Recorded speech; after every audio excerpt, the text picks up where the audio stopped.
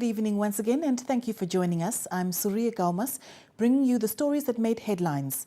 Presidential Affairs Minister Dr. Albert Kawana has rejected claims that information from the Presidential Commission of Inquiry into DBC and MCOM activities was leaked from State House. This follows a report last Friday in a weekly newspaper, Namibia Today, carrying the Commission of Inquiry's findings and recommendations into DBC and MCOM's activities. The story implicates RDP President Hitipo Hamutenya as an alleged culprit of mismanagement at the two entities. Although President Hifikepunye Pohamba promised that findings of the Commission will be made public, this has not yet been done so far. The Deputy Minister of Education says his ministry is hard at work to ensure that the incentive scheme for teachers working in rural areas are implemented. David Namwandi told NBC News and Current Affairs today that his office, that of the Prime Minister and the Namibian National Teachers Union, NANTU, were working in good faith to find an amicable solution.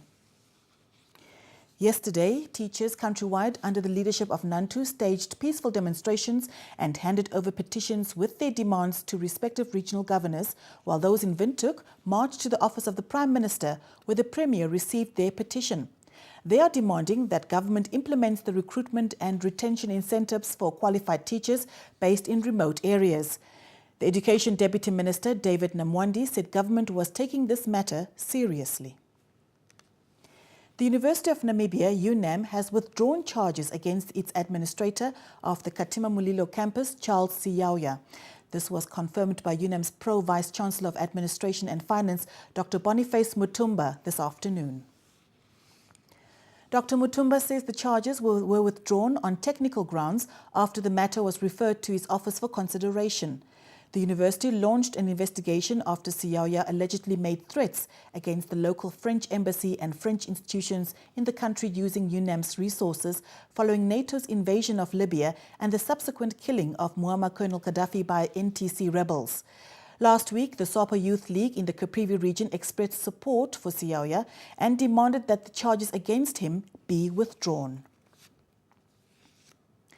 Time now for business news. The Minister of Fisheries and Marine Resources has dismissed allegations that the lack of fishing quotas is the main cause of labour disputes at some fishing companies. Bernard Esau says the companies were given enough quotas to survive until the end of the season and they should not put pressure on government. He adds that what is available now is only reserves meant to benefit new rights holders. Esau was responding to an article in English Daily saying workers in the fishing industry are facing pressure from their employers because of a delay in the allocation of quotas to new concession holders. The report claimed that the new rights holders and their workers were facing uncertainties as a result, but the Fisheries Minister rejected the report. In international news, Libya's interim authorities have named Tripoli's academic Abdurrahim Al-Kaib as the new Prime Minister. The National Transitional Council, NTC, made the announcement days after declaring the country liberated following the death of Colonel Gaddafi.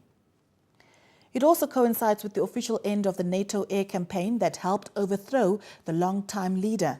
The NTC wants a national congress to be elected within 8 months and multi-party elections in Libya in 2013.